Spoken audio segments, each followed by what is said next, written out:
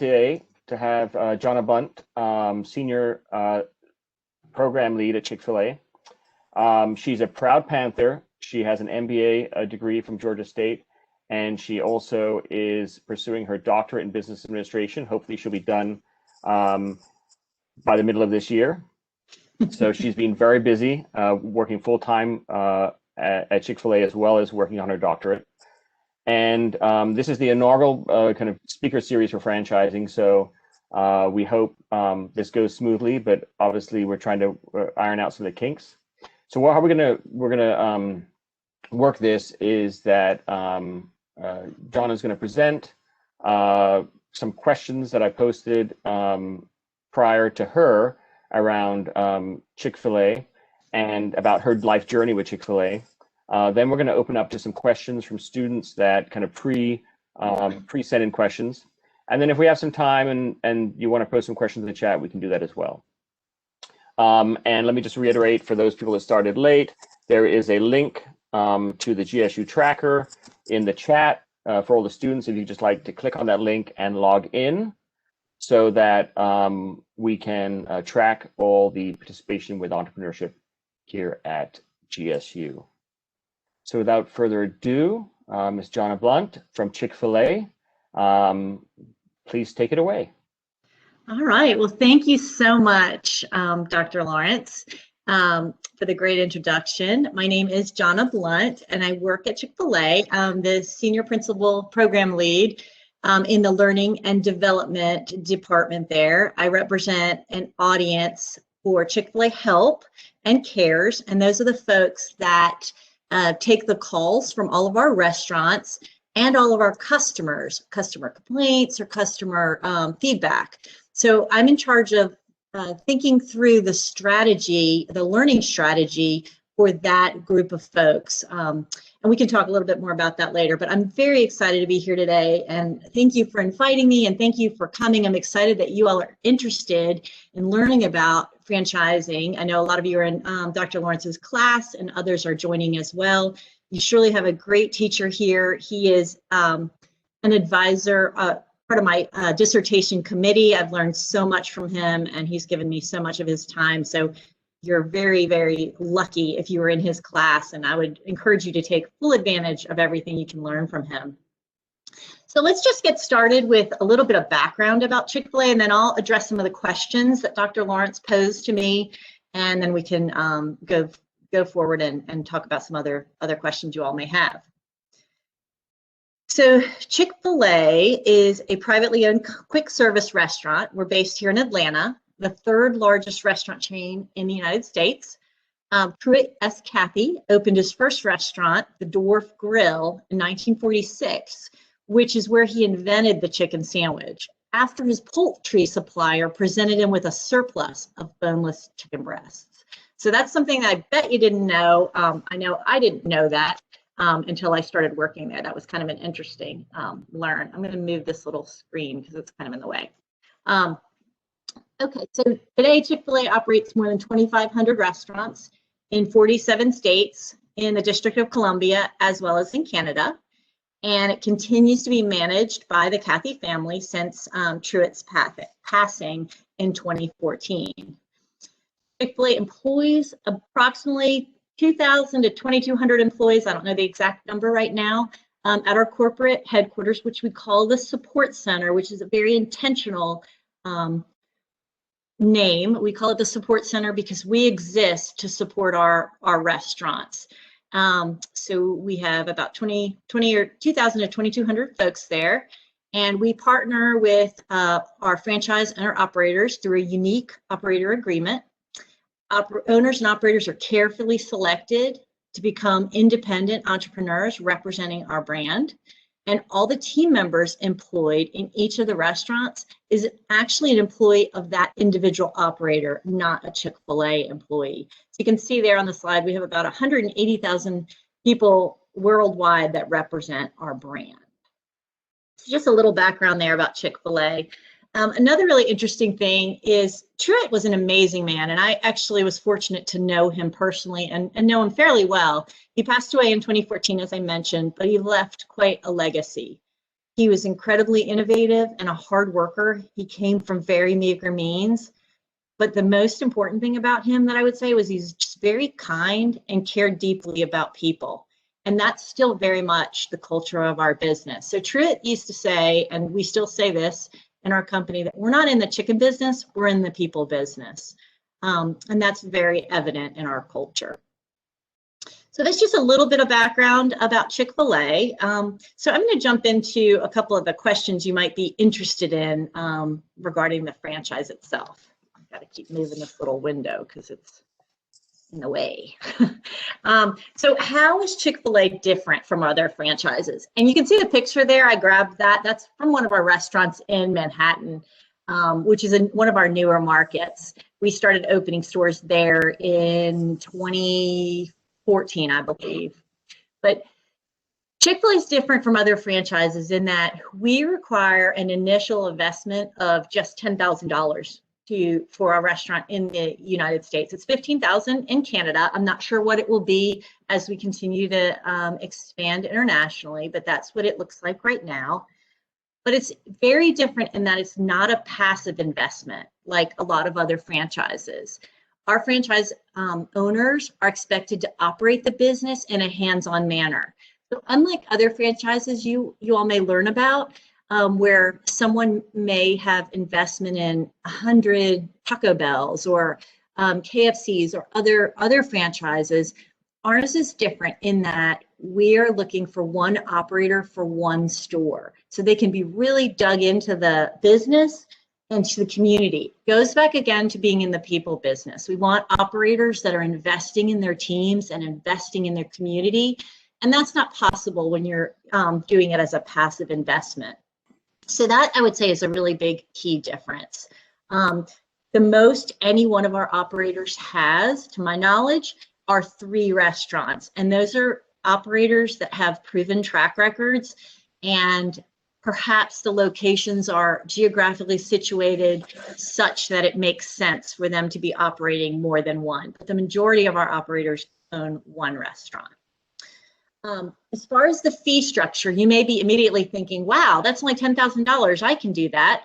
The fee structure is also very different than other franchise opportunities. And we disclose that when candidates are in the selection process. So that just comes through the process. There are other costs and situations set up so that it's obviously equally advantageous for the franchisor as much as the franchisee. And I put a link there, and I'm going to share this presentation with all of you after this session. You can get this from Dr. Lawrence, where you can go to that website and actually read all the details about franchising and what it looks like. So more than I thought I would kind of go into it at this point. Yeah, and we'll be discussing Chick-fil-A a little bit more in detail in class because it's so different from other franchise-based businesses. And so some of you have questions, some financial questions that that I can discuss, but Jonna won't be able to discuss on this particular call. So we can discuss those in class. But what I want you to get out of this slide is that how unique it is in terms of the initial investment, where in most franchise-based businesses, you actually are building the store. There's a unique relationship between the franchisee and the franchisor in Chick-fil-A. So it's not at all typical to have this relationship, and we can talk a little bit more about that in class. That's great. Thanks. All right. So the next question that was posed was, how is Chick-fil-A growing? What are we up to? So we continue to grow in the U.S. and in Canada. We actually have some opportunities in Puerto Rico that will be starting soon, and you can read a little bit more about that also on our website. And I added another link there where you can see what other markets we're growing in. So this is an interesting piece as well. So a lot of times folks ask me, well, how do I get a Chick-fil-A? I want to put one in XYZ. I want to put one on XYZ street. That's not how we do it. We actually have a whole team of folks that evaluate locations, and we determine where the locations will be, and then we pair the operator with that location. So if you're an operator that would be a good candidate for Chick-fil-A and you're interested and you say, I'm willing to go anywhere. I'll take any store that I can get anywhere in the country. The odds are just better for you that you would get matched sooner, because there are certain areas where we consider them emerging markets that we don't, not everybody wants to go there, or not that they're bad locations, just that, not people aren't clamoring to go there. So in other words, if you wanted to get a store here in Atlanta, it would be a little trickier because we're in a very advanced market. It's a more saturated market, and it's just a more tenured market. Some of our newer markets, places like North Dakota, we're not as well known there yet. And again, when we're trying to pair operators with locations, we want people that want to go to those locations. So if you're from North Dakota and you say, gosh, I really want to get back there, I want to dig into that community, that's where I want to live my life and be part of that community, that could be a really good fit. So if you take a look on that website that's listed here, and again, I'll share this presentation, you'll be able to see what we consider our emerging markets in the states where there are more opportunities. Another thing that I wanted to share with you is a video, and I really highly recommend you watch this after this session, and maybe it can be something you guys talk about in class with Dr. Lawrence, but it's a day in the life with Lene Schneller, who's one of our really cool young female operators. This video is about 5 minutes, and it walks through her day, and it sort of shows you more what it feels like to be an operator at Chick-fil-A. And I think if you watch that, you'll really get a really great feel for what that could look like if you're interested in pursuing an opportunity like that. So I'll share that with you. Questions on that, Dr. Lawrence? Anything here that I've just said? I don't think so. I think that one of the things that that the students need to realize is that Chick-fil-A is an established brand, and so especially in the U.S. marketplace. And as you said, in order to join as an operator, you're going to have to give up a little bit of locational preference in order to get that opportunity. We'll talk. I think there's a student later on who's talking a little bit more about growth. What's also unique about Chick-fil-A, that even though they're a very large company in terms of kind of average unit volume and sales, they're really a U.S.-based company for the most part. I mean, in terms of the number of units they have, there is some expansion, but think of companies like Yum Brands, KFC, Taco Bell, Pizza Hut. They're really an international company. So there's a lot of growth opportunity for Chick-fil-A, but it's also a very unique model. So there are some issues that obviously the company is working through to work on that expansion.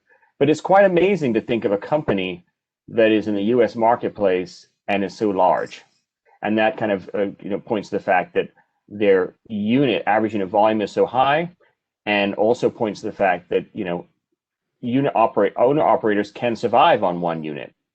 So there's another thing that we'll talk about in class, is that when you evaluate a brand, you got to think of how many units do you need to survive and thrive as an operator or franchisee. And owning one Subway is probably not going to do that unless it's the largest Subway around. But certainly Chick-fil-A has the volume and the support from the corporate environment for you to do very well. That's about it. So that's great. Thanks for adding that context. All right, so what does the application process look like? And I do not work in talent, I do not work in selection, but this is what I can tell you about it. And again, there's more you could learn about it in the website. And I did connect with someone that was an operator selection area to kind of hit the highlights here. So we're looking for, competitive candidate. It is competitive to be selected to be an operator. And you have to show evidence of personal financial integrity and stewardship and proven business leadership and acumen to even be considered. an entrepreneurial spirit, a growth mindset, and strong character. So when we're thinking about an operator, we're thinking Chick-fil-A wants our operators to be successful. And so what does that mean? How are you successful? Well, if you can manage your own finances and you can, you've got some leadership experience, you really want to grow something. Again, a growth mindset is huge. Then you might be a good candidate to apply to be an operator. The selection process typically takes 12 to 18 months. That includes a fairly extensive application process. There are usually interviews, multiple interviews, and then, I put here potential face-to-face interviews. Of course, we're working in a different world right now with COVID. But the process is the applicant gets to know Chick-fil-A, and Chick-fil-A gets to know the applicant, because we really want a long-term relationship. Again, going back to not just a passive investment, but somebody that wants to do business with us and wants to succeed along with Chick-fil-A. So third bullet there just says Chick-fil-A is always looking for that select few or strong leaders, proven track records in business leadership, results-oriented, self-starters, and willing to devote their best personal effort towards starting a business and giving back to their communities. One thing I didn't mention earlier when we talked about the initial investment was Truett never wanted the money to be the barrier to somebody that fits these characteristics. He never wanted the money to be the barrier for that. So somebody could have a lot of money and not have a great character, or not have a great mindset, or not have a great entrepreneurial spirit. They just are in it for the money. That's not what we're looking for. We're looking for folks that really want to grow this business. And so that is one of the reasons the initial investment is reasonable, a lower amount, so that it doesn't prevent folks who really want to be entrepreneurs and restaurateurs from engaging with us. So I think that makes it very special and unique. So operators have the opportunity to impact countless lives, from their team members to guests who walk through the restaurants every day. And I think this is another huge thing that fits into our culture, and one of the reasons we have our operators in our restaurants, operating our restaurants hands-on. Now, that doesn't mean that operators necessarily making the fries every day. Their goal is to build high-performance leadership teams, so that all of the folks that are under them are also growing and developing into the people they can be. Not everybody's going to start as a 14-year-old team member and become an operator, but that 14-year-old that the operator impacts is going to go do something else. They're going to be potentially a mother, a father, a spouse. They're going to work somewhere else, and anything that they can learn from that, then operator positively can have an impact on their life. So I think that's a really cool feature of our company, is who we're influencing. And then again, guests who walk into the restaurant, we don't know what baggage they're walking in with when they come up to the counter. But if we can influence them positively and make their day a little bit better, then we think that's a win. So that's kind of what we're looking for, what the application process looks like, a little bit more around what Chick-fil-A is about. So before we go to the next slide, Ben, what would you like to talk about now? Well, one thing I'd like to talk about is that, Chick-fil-A is a unique company in that it's privately owned. And so one reason why many companies franchise is to access capital, because they need to grow very rapidly to saturate the marketplace. Chick-fil-A is unique in that it's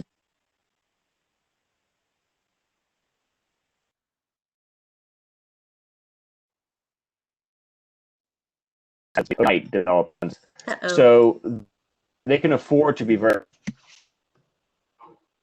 and I think one of the things that and the process is very selective. I don't know, I think it's like less than 1% of applicants are actually going to become an owner operator. That being said, that you probably get a lot of applications that just don't make any sense, right? So I think if you right, I mean, you get a lot of applicants that basically haven't really thought about really what it's like to be a franchisee. And that puts Chick-fil-A in a really good position because they can basically select those individuals criteria, and that's why they're so successful. But as a private company, they can make decisions about growth that, you know, they're not driven by the marketplace. And you know, that's you know, there's obviously, you know, some disadvantages of being private, but as a private company and being so large, they can make those decisions. I think that, you know, Chick-fil-A is a, you know, company, and I don't want to dissuade people from the owner operator route, but there are also other ways to engage in Chick-fil-A besides being an owner operator, and we're going to talk a little bit about that as well. And because Chick-fil-A is such an entrepreneurial company, there's a lot of ways that you can express that entrepreneurship outside of being an owner operator as well. That's good. Yep, that's absolutely good. That's right. And I don't have the percentage of, there's a lot of rumors about how hard it is to be an operator. I think that might even be on our website about people say, oh, it's harder to be an operator than it is to get into Harvard. I have no idea what the actual statistics are, but I do know some people start the application process without having done their research. So if you have folks that start and they're disqualified right out of the gate because they're looking for a passive investment, that's not really a fair metric. I wouldn't say they weren't disqualified because they weren't qualified. It wasn't a match. It just wasn't a match. So I think those that do the research and really understand what they're getting themselves into when they go through the application process, you know, again, it's still competitive, but it's not like a needle in a haystack. So. And there are multiple ways. I think some of your students have some questions about that. So I don't know if you want me to hold off on that and like address some of the questions. I think. Sure, yeah, let's do that. Okay, I think the next slide is just about questions. So I know you have 6 or 7 students that submitted some questions that you wanted to. Absolutely, yeah, let's, so Shannon, you're gonna put the students in presentation mode for those individuals that are going to ask questions. You can put your video on and ask those questions. It looks like we'll have some time to maybe dive into some other questions. I certainly have a lot of questions too. So if you have questions and you're not a part of those students, please put some questions in the chat and I'll select some at the conclusion of these questions. Great. So Yen, you're up, I think. Hi, can you hear me? Can, yes. Hi, thank you for being here today. We really appreciate your insight. And I do have 2 questions for you. The first question is that, can you share with us a project that you're working on or that you're excited about? And the second question is, what's the biggest lesson that you've learned throughout your career? Great. Thanks, Yen. Thanks for the questions and thanks for being here today. So a project that I'm excited about, this is actually a really exciting time for me. As I mentioned at the beginning, I work in learning and development. Actually, I can turn off this and make, should I turn off the screen and make this big again so we can see better? I don't know how to do that. Let's see. Yeah, I don't know how to do that. Sorry. We'll stay in the small box. I'm not sure how to do that yet. But I work in the learning and development space. We just actually at Chick-fil-A pulled all of our learning professionals together into one department. All right, she's telling me to stop sharing, but I'm not sure how to do that. So let's see. Sorry, I'm a novice at WebEx. So yeah, I don't know how to stop sharing. You can stop sharing your screen. There's a button up at the top of your page. Is there? Let me see. Oh wait, I think the little box is covering it. Yeah, maybe the little box is covering it. Here we go. Here we go. Sorry. Share. Stop sharing. There we go. There we go. Between Zoom and Teams and WebEx and Blue Jeans, I don't know what's happening most of the time, but you did it. I guess I did, but yen is still really small on my screen, so I'm not sure how to fix that. Maybe She'll stay small until unless she talks. There we go. I fixed it. I did used to work in IT, so I should be better than this, Yen. Sorry. Okay, back to your question. So I work in learning and development, and this is really exciting because Chick-fil-A, previously we didn't have a learning and development department. We had a restaurant training department, we had a talent department, we had a field ops department, and everybody was doing their own learning. And that was fine, but as we grow, we realized we need to pull synergies together and start addressing entire audiences, what their holistic needs are. So as I mentioned, I represent the Help Cares audience. So these are about 180 people that their job is to support our restaurants from technical issues. If you've ever been in a Chick-fil-A where all the technology goes down, that's not a fun time because you see the screen where your order is, everything goes black. We have no idea how much you owe, what your food is. Thankfully that we have a 99% up rate, so we don't really have that problem often. But you can imagine if you're you're operating a store and you have a technology problem, how do you get help? You call the help desk. You call our help department. If you're a customer and you're using our app and something's gone wrong with the app, you call our cares line and they help you. So my job is to figure out the strategy for you as the employee working in that department, how you're going to learn. So that's a really cool thing is I get to vision that and plan the high level learning strategy for all of these folks, not only what they're going to need today to be excellent at their jobs, but what they're going to need in 5 years. So I'm just making this up, but let's say we have a store, we start opening stores in Asia. Well, I don't know that our help desk would be able to support them with the same level of support as if we had staff there sitting in Asia or in different time zones. So I have to challenge my team all the time. Let's think about what it's like if we had agents working in 24 different time zones. How would we educate them? How do we keep their learning fresh? How do we keep them prepared? So that's a new project I've gotten to start working on recently. And I'm really passionate about it because I love learning and I love development and I love to see the people grow. I know these people well. I've worked with them for a while, this audience. I know their families, I know their kids. A lot of them are entry level into corporate. A help desk agent is probably I don't want to say the lowest level, but like an entry level into corporate. So we have a lot of really sharp college grads or folks that worked as team members in our restaurants that start in those roles. But they're not going to stay there forever. No one wants to just be doing that job forever. So I get to think about what's their next step? What do they need to learn here so that they're prepared for another role and then they can continue to grow as our company grows. So that's a really fun, exciting project. I think you could probably tell from my voice I'm excited about that.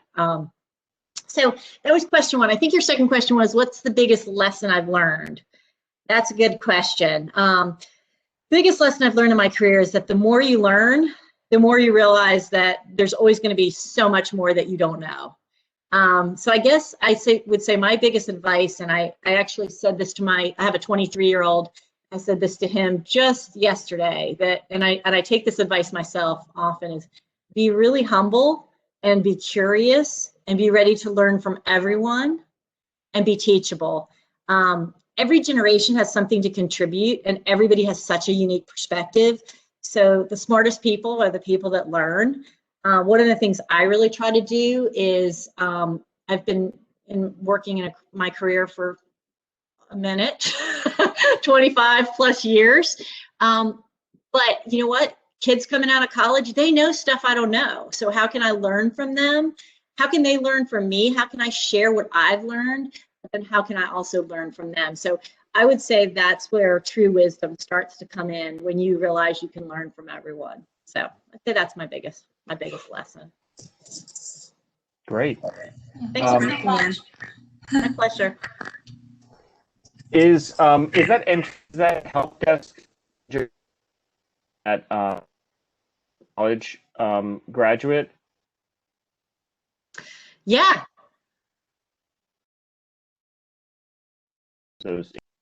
Yeah, for sure. You're cutting in and out. I'm not sure if that's my internet or yours. I think we're having we just had a little issue there, but I think we're okay now. Can you hear me now? Okay, good. Yeah, that's definitely, yep, I heard your question. So yes, that's a great role. We have roles, those roles are open often. Sometimes we will bring contingent workers in and train them up. And then sometimes those contingent workers turn into staff, full-time staff. We have an amazing benefit package at Chick-fil-A, and I would say the compensation is very fair. I would say the compensation is very fair, but the benefit package is gold standard. So it's a great opportunity for someone that's interested in working in the restaurant business, but maybe not really experienced enough or ready to be something like an operator. It's a great opportunity. You learn so much because you're helping operators and their teams with everything that could possibly they need in the restaurant. So great opportunity. Awesome. Next question. Winston?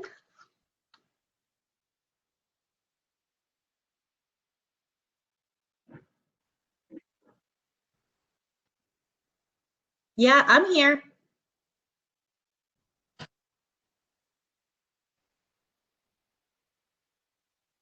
Hey, Winston, can you hear me? Hello. Yes.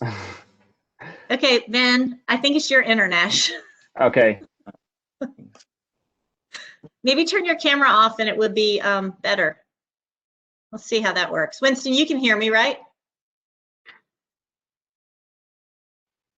Okay, Can you hear me? I can. Okay. Is it true that you have to work for Chick-fil-A in some capacity before being able to purchase a franchise? Not true, not true. While some people do start as team members and work their way up, about 40% of our operators have no prior Chick-fil-A experience. They might have, they probably have leadership experience somewhere else. But yeah, again, 40% have no Chick-fil-A experience. Okay. Yeah, that's a common myth though. Yeah, one of my friends told me last week, so I was like, I just wanted to see. I have the opportunity.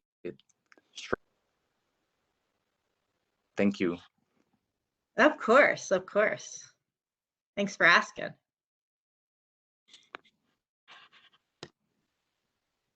Well, Next. next. Sorry, I think we're trying to manage all the logins, so. No, it's totally fine. I'm just always paranoid about my internet. I upgraded to the highest package I could get with all these video calls, but still you can't always count on it. Hi there. Hi, my name is China, and I just had a simple question.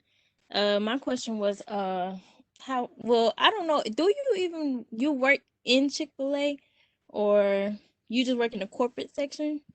I do. I I was work just for wondering, Chick-fil-A. Yep.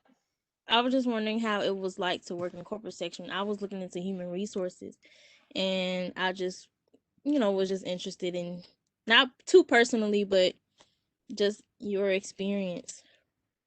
Yeah, I'm happy to share for you. Chick-fil-A is a great company to work for. I've worked for Chick-fil-A for 6 years as a full-time staff member.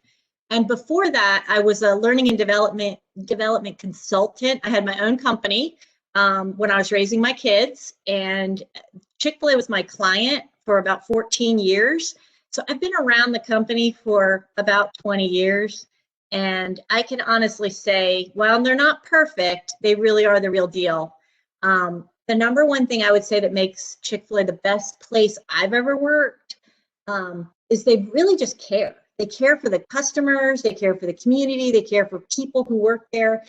And I really love that. It truly starts with our top leadership, our senior leaders, and it just cascades down. So Chick-fil-A wants to be known as the most caring company in the world, which sounds like a really lofty, kind of squishy thing to say, but it's really true. And, it's interesting because, well, obviously money's nice and I'm very well compensated. I work really hard. I think I do a good job. I earn the money I earn or I make there. but money can only inspire you for for so long. So a mission for caring for people and making a difference in the world is something I just never get tired of that. And when we say we care for people, what we say a lot of times at Chick-fil-A is cared for people, care for people. And I think that's such a great thing. It's part of our culture, but when you feel cared for, you tend to care for others. And I would say, again, that starts at the top leadership level and it just cascades down. I have a story I can share with you guys. This happened to me personally, which is really interesting. When we used to go to the office before the pandemic, I used to go in really early, and I would always, we have a really nice workout facility there. I would go in at like 5 a.m., work out, and I really like quiet time in the morning to get my thoughts together, and that's when I'm most productive. I was sitting in our cafeteria having a cup of coffee. I had a banana and like a Cliff Bar or something. And I had my trash on the edge of the table.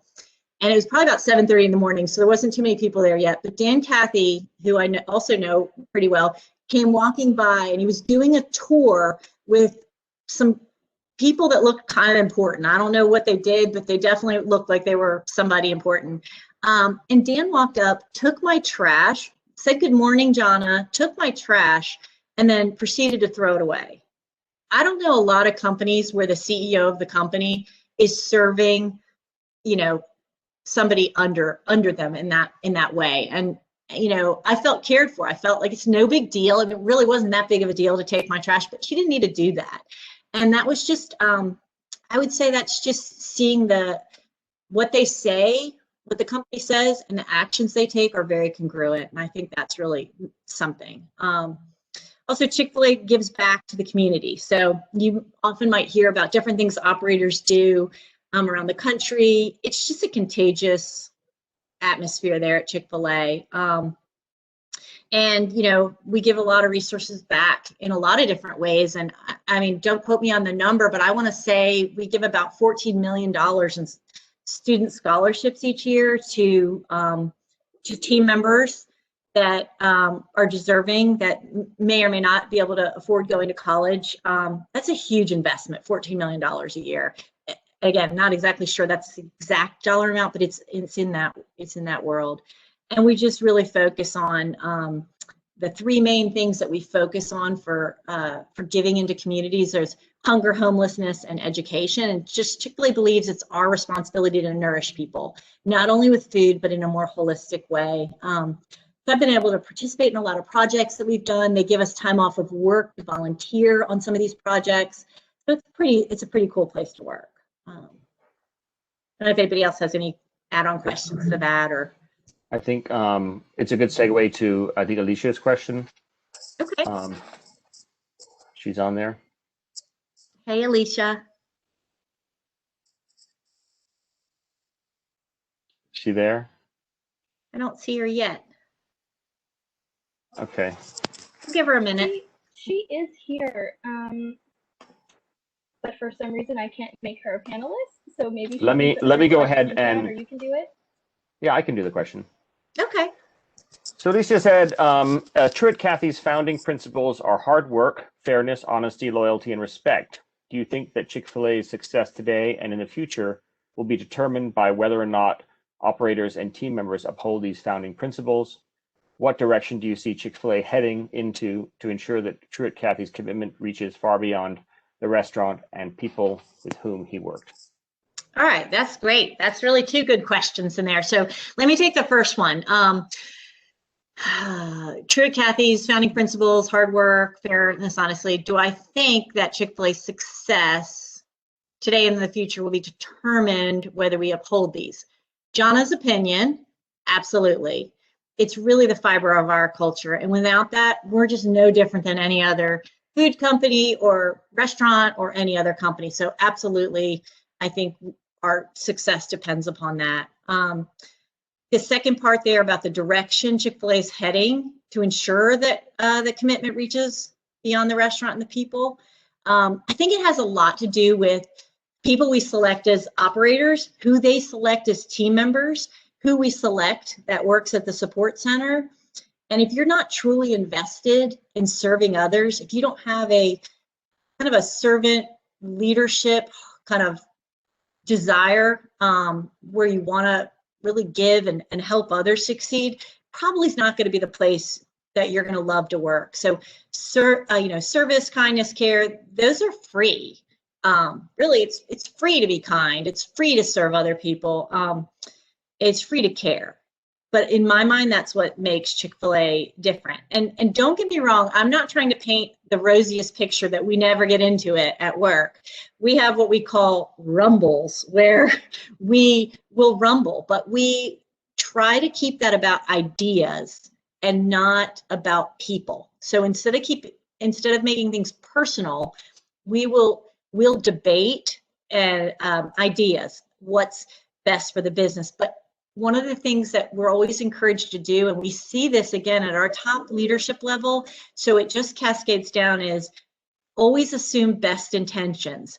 Something I always say on our team meetings is, we're all rowing let's all start rowing in the same direction. We all want the same goals. And because we all want the same goals, we all want the best for the company, we are going to challenge each other and rumble over ideas, but we're not going to not care for the people from which the ideas come, if that makes sense.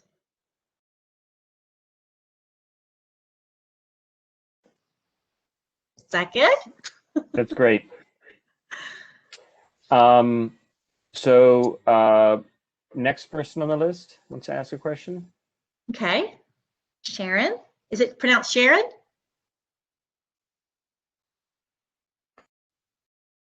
Hello, my name is Sharon. Sharon. So, Very nice pretty. to meet you, and thank you Nice for to meet being you. here to speak with us. So you already answered my question, but I guess I can still ask it. So I just wanted to know, how can operators help to impact the community, and just to speak more about Chick-fil-A's commitment to corporate social responsibility.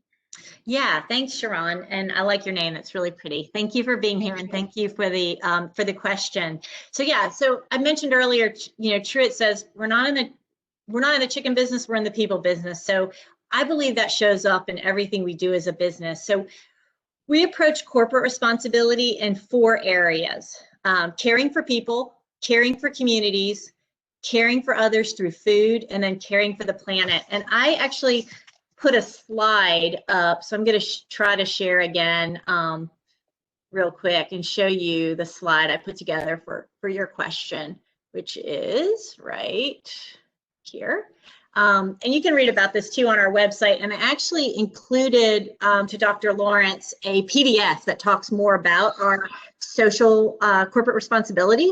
But these are the sort of the 4 buckets where we think about corporate social responsibility. So we want to cultivate a positive work environment where people feel known and cared for.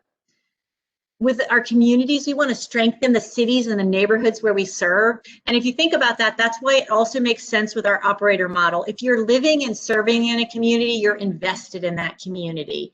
So that kind of works really well with that. Caring for others through our food. Obviously, we are a food business, and so we want to serve great food that people feel good about eating. And another thing Truett used to say, and I'll probably get this wrong, but something along the lines of like, eating is essential, food is essential to life, so why not make it good? So that's something he used to always say. He had a lot of really great little quotes and things that were inspiring. And then caring for our planet, acting as good stewards for the planet we share. So again, I don't work in the specific department that's looking into these things, but I can tell you from my own experience over the last several years, and again, we're working at home now, but when we were in the office, we're served lunch every single day, and it is incredible. I mean, that benefit alone is such a great one. But we've really looked at even how we do that. Like the plates we use are made out of bamboo now instead of what we used to have, and the way we use plastic and things like that. We're doing that even there at the home office to try to figure out what makes sense. The next slide I have here, and again, this is included, so you don't have to feel like you have to take a screen cap or anything. I've included it in the PDF that Dr. Lawrence can share with you. I grabbed this off of our website, but this just shows you different moments of care that we had in 2019, different things that we did. One that you'll see there in September, where we achieved no antibiotics ever for our chicken. Another one that was really cool that spoke to me is in March. I got to be part of that in March 2019. Our very first benefit called the Beloved Benefit, and it worked with the West Side. Actually, a zip code that is the most dangerous in Georgia, has some issues. There's quite a few charities that are over there working with that area, really great folks that work over there and live over there, and got to be part of it. I got to volunteer at that benefit. It was really cool. Great celebrities came and donated their time, and it was a really neat type of thing. But Chick-fil-A donated all the food for that. We partnered, I think, with Arthur Blanc to do it at the Dome. So every month there was just something that was kind of notable. So you can read more about it, but I'm really proud that I work for a company, again, that doesn't just say they care, but that they don't really do anything. They care, and then they're doing things. The other thing that's very impressive to me about Chick-fil-A is they care, they're doing things, and they're not bragging about it. And that's one thing that really sticks out to me is we let other people talk about our company for the most part, rather than trying to make that front and center in the news. And to me, that seems and feels very genuine. So thanks for your question, Ron. Appreciate it. Thank you so much for your response. That's all great information.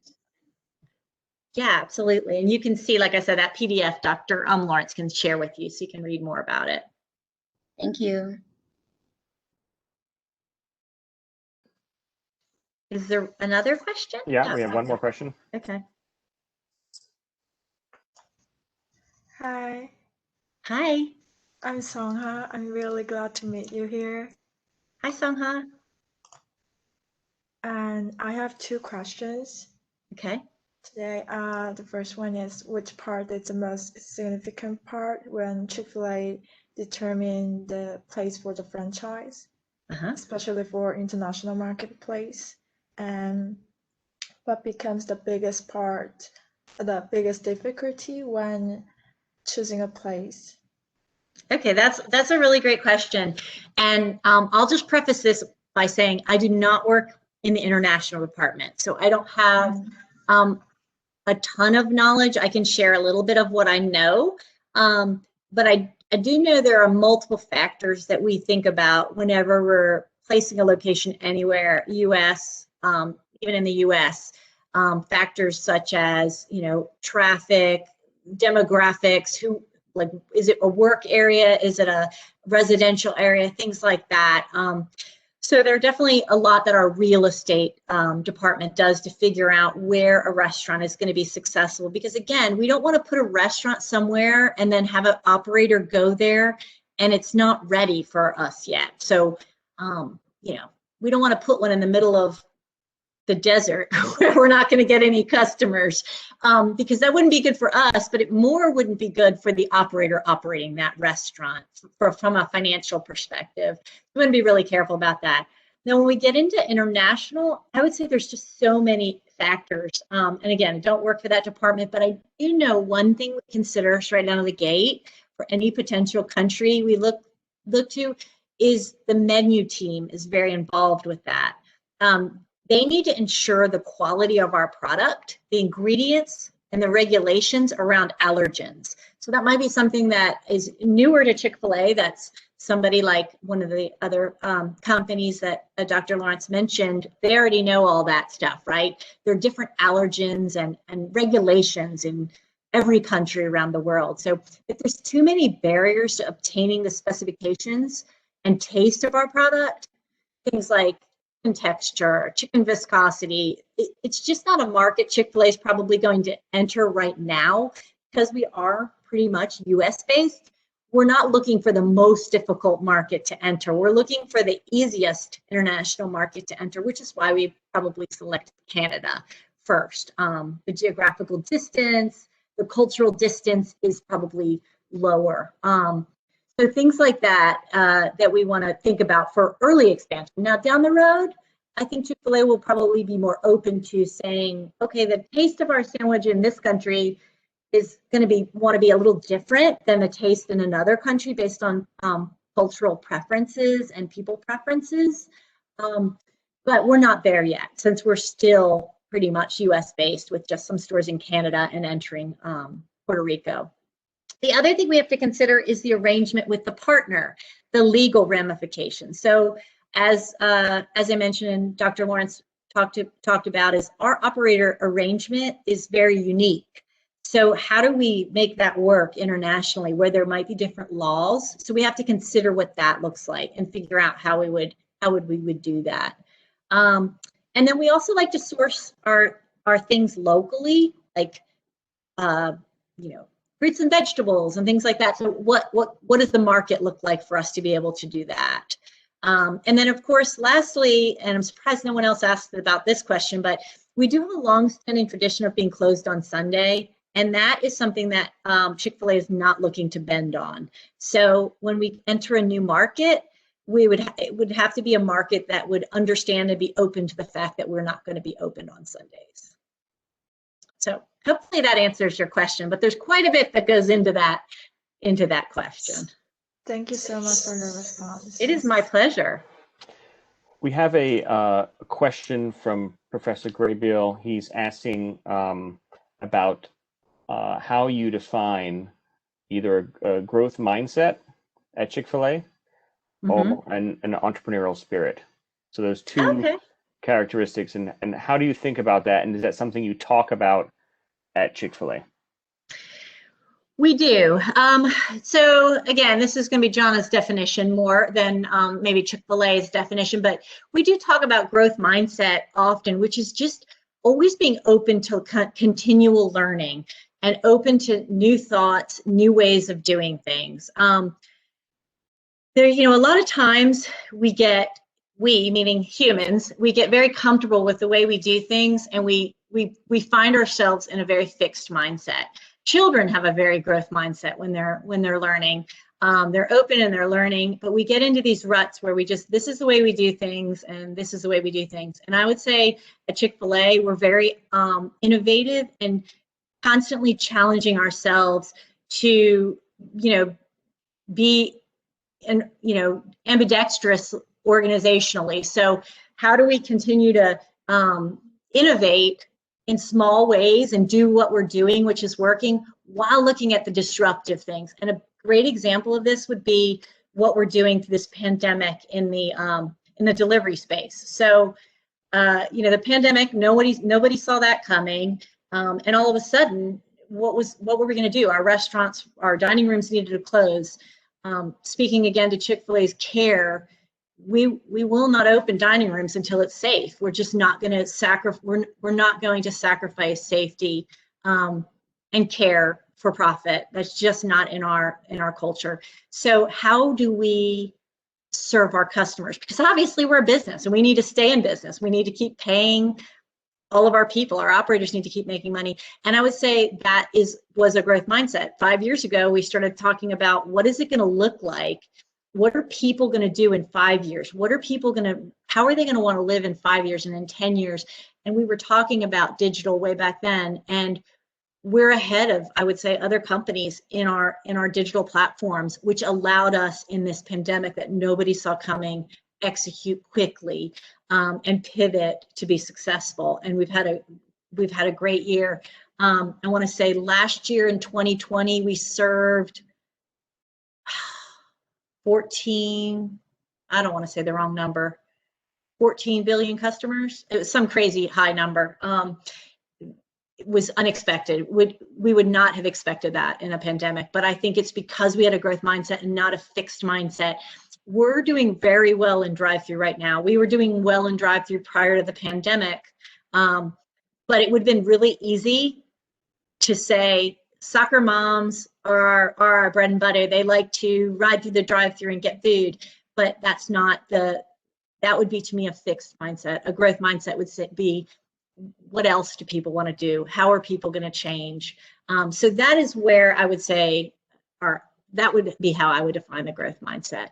And same with the entrepreneurial spirit. Chick-fil-A, the support center doesn't think of the best ideas. We get the best ideas by listening to our operators, the folks that are doing the job, that are working with the teams that are executing, And that's how we get our ideas. Most of our recipes that we roll out nationwide come from restaurants. Most of our drive-through practices, if anybody's gone through the drive-through and you're greeted with the iPad, you know, way before you get to the speaker box, that all came from our operators figuring out how they can do it better. So that's how I would define those things. Great. We have a few students with some ad hoc questions. And I think Shannon's going to put them on one by one. So. Okay. Yep, so this next question is from Ramin. So Ramin, I'm going to go ahead and unmute you if you want to ask your question. Hi, how are you doing? Thank you for being here. I'm very glad that we have someone like you here to speak to us about these things. Thank you for everything. So my question is that, like, basically, what if someone wants to quit if they're an operator? Mm-hmm. And I have another question too. It's basically like, what do you need in order to start your own kind of franchise like Chick-fil-A? Like, how hard is it to begin doing that? You know, because like Chick-fil-A seems like it's a really good idea. I mean, like, you know, and they bring a lot of benefits to people. There's a lot of operators out there, and I heard that it's very limited. So the people who are the operators are like very lucky that they are, because Chick-fil-A doesn't they only do like a certain amount each year or something like that, right? Yeah, for sure. Yeah, so okay, so two questions I think you heard you ask there. First was, how do you quit? I'm not really sure. I'm not sure, but I do know we do have operators that retire and maybe may terminate their agreement with the Chick-fil-A Inc. for various reasons. I don't really know. I can't answer that question very well, Ramin, of why they terminate or how that termination process looks like, because I'm not really sure. I do know that folks retire, they terminate their agreement. So it's not a business that you pass down to your children. So in other words, I put my initial investment in and I do this, you know, I have this franchise and I build this business. When I leave, I don't have the business and I say, oh, I'm going to give this to my child. It's really the way the partnership or the way the operator agreement is, it's not yours to kind of just give to someone else. So it reverts back to the company. And again, I don't have all the details, the legal details on how that works, but I know it's a fairly solid deal. I'm not sure exactly how that works. I think that's a good point, that, you know, Chick-fil-A is different than other franchise-based businesses in that your contract term is limited to you as an owner-operator. And we'll talk about that a little bit more in the semester, about some franchise-based businesses allow you very easily to transfer those to your children, those rights, and others are a little different.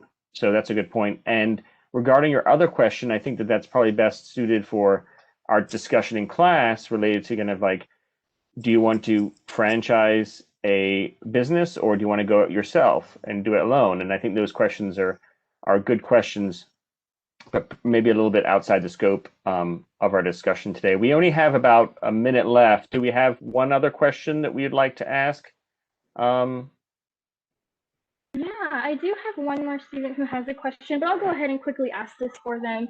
So they were just curious, you know, they are really interested in becoming an operator, but they have no, you know, prior restaurant experience, but they do have business experience in general. So do you think that they could potentially have or be eligible for a position as an operator without prior restaurant experience?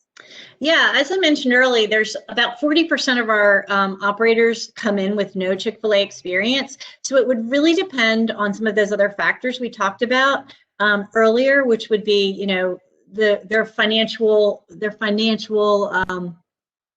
track record, what kind of leadership experience they have, and so forth. It's a pretty complex business. It's pretty complex. So again, without knowing the person or the qualifications, I really can't say what the chances are. But if you take a look when you get my slide deck, the links in there, I think, would be really helpful to give you a better idea, or to give anyone a better idea whether they think they're suited for it. And then also that video that I mentioned that's linked into the presentation that shows a day in the life of our female operator. She's very young. I don't know how old she is, but it's not just for like old people. Let me put it that way. We definitely have quite a few young entrepreneurial operators in our network. So it's just going to depend on a lot of factors. So I would say look at the resources that I have in the presentation, and just think if you think you have those qualifications, then absolutely apply. What's the worst that can happen? If you're not accepted because you don't have enough experience, you can go get some more experience, and it can be an opportunity that you can come back to later. Awesome. Well, we'll have to end there. It's 1:30 and we've taken up an hour of your time, but we really appreciate all the insight. I'm sure there'll be some follow-up questions. I'll definitely share the materials with the students. If they do have some follow-up questions, maybe I can direct some of those to you, and maybe you can continue the conversation. But I hope everybody enjoyed themselves. For the students that want to share this with other people, it will be recorded and available for the GSU community. And if you have any follow-up questions, you can email me. Thank you so much for your time, and we really appreciate it. And you're the first speaker in our inaugural speaker series. Well, good. I didn't have anybody to live up to, so that maybe that's good. Maybe that's good for me. But it's been my pleasure. I love Georgia State. It's an amazing university. There's so many great things you have here to take advantage of, and great professors that really care about you. So good for you guys for choosing Georgia State to continue your education. So let me know how I can help, and just let Dr. Lawrence know if I can help in any way. Happy to do that. It's been my pleasure today. Great. Go Panthers. Go Panthers. Okay, thanks everybody. Take care. Bye.